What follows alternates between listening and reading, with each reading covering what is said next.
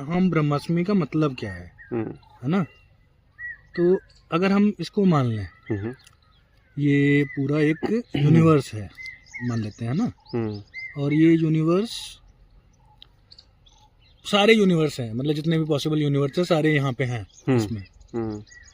और ये जो इसमें पूरी जो चीज है यूनिवर्स के अंदर जिससे ये भरा हुआ है, उसको हमने नाम दे दिया ब्रह्म।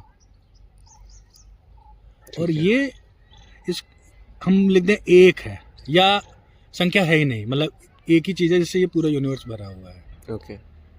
मैं असल में ये चीज समझने की कोशिश कर रहा था यहाँ पर कि हम जैसे बोलते हैं कि सत्य ऐसा है जो अपरिवर्तनशील है।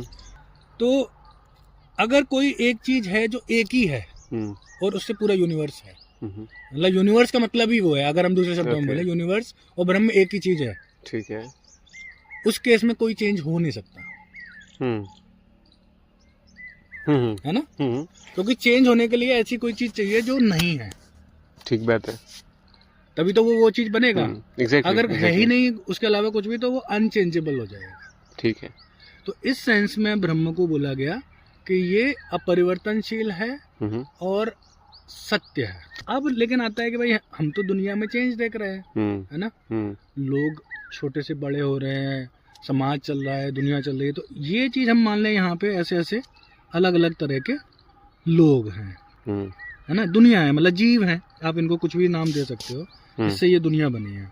अब इसको ये जगत है, मान लो शंकराचार्य जी की भाषा में ये जगत है।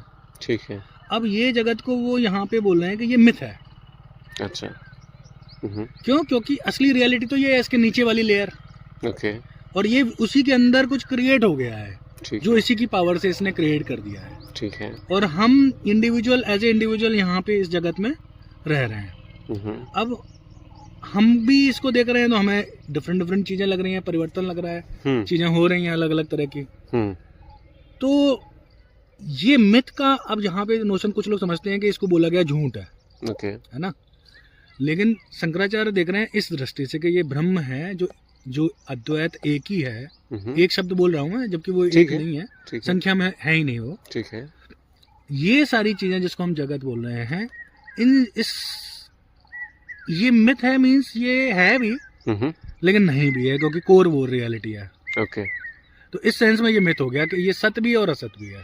जिसको माया बोल रहे हैं, जो माया वो शक्ति है जिसने वो क्रिएट किया। जो ब्रह्म के अंदर ही है वो शक्ति भी, उसने इसको क्रिएट कर दिया है।